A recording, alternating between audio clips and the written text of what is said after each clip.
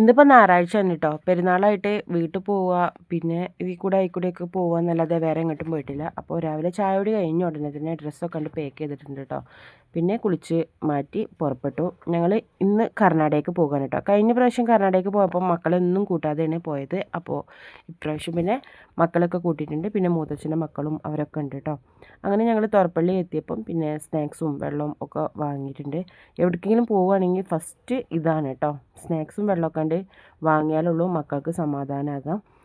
നിലമ്പൂർ ഭാഗത്തേക്കാണെങ്കിൽ നാടുകാണി എത്തുമ്പോൾ എല്ലാം വാങ്ങണം. കാടെത്തി ഇനിയൊന്നും കിട്ടില്ല എന്നുള്ള പരാതിക്കാരട്ടോ. അതേപോലെ തന്നെ ഈ ഭാഗത്തേക്ക് പോവുകയാണെങ്കിൽ തുറപ്പള്ളിയിൽ നിന്ന് എല്ലാം തന്നെ വാങ്ങും കേട്ടോ. പിന്നെ അത്യാവശ്യം ട്രാഫിക്കൊക്കെ ഉണ്ട് കേട്ടോ. പെരുന്നാളായതുകൊണ്ട് കേരളത്തിൽ നിന്നും അവിടെ നിന്നും ഇവിടെ നിന്നും വരുന്ന വണ്ടികളൊക്കെ ഇഷ്ടംപോലെ ഉണ്ടായിരുന്നു. പിന്നെ കഴിഞ്ഞ ആഴ്ച 2-3 മഴ കിട്ടിയതുകൊണ്ട് കാടൊക്കെ ഒന്ന് പച്ചപ്പ് പിടിക്കാൻ തുടങ്ങിയിരുന്നു കേട്ടോ. കഴിഞ്ഞ ആഴ്ച ഞങ്ങൾ വന്നപ്പോൾ മഴ പെയ്തിട്ടാണ് വന്നത്. എന്നാലും പച്ചപ്പ് വളരെ കുറവായിരുന്നു. ഒക്കെ ഉണങ്ങിപ്പിടിച്ച് കിടക്കായിരുന്നു. ഇപ്പം കാടിൻ്റെ 2 സൈഡിലും കുറച്ചൊക്കെ ഇങ്ങനെ പുല്ലൊക്കെ മുളച്ച് കാണാൻ നല്ല ഭംഗിയുള്ള ഇതായിട്ട് വന്നിട്ടുണ്ട് കേട്ടോ.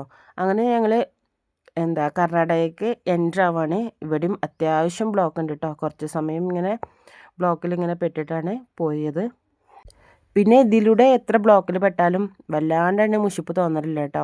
മാനും കുരങ്ങും അങ്ങനെ ചെറിയ ചെറിയ മൃഗങ്ങളൊക്കെ ഉണ്ടായിരുന്നു. ഇത് പിന്നെ ഒരു 10-11 മണി ആ സമയം അതുകൊണ്ട് മൃഗങ്ങളൊക്കെ വളരെ കുറവായിരുന്നു കേട്ടോ.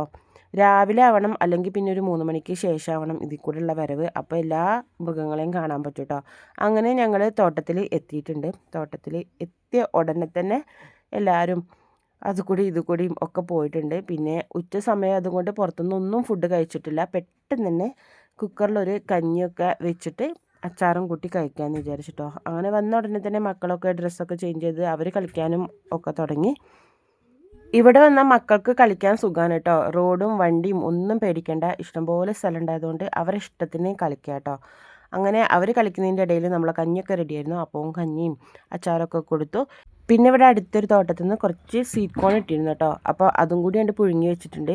കുട്ടികൾ കളിക്കുന്നതിൻ്റെ ഇടയിൽ ഇങ്ങനെ കഴിച്ച് നടന്നോളൂ കേട്ടോ. അപ്പോൾ ഇന്നത്തെ വീഡിയോ ഇത്രയൊക്കെയുള്ളൂ. വീഡിയോ ഇഷ്ടപ്പെട്ടാൽ ലൈക്ക് ചെയ്യുക, കമൻറ്റ് ചെയ്യുക. പുതിയ വീഡിയോ ആയിട്ട് വീണ്ടും കാണാം.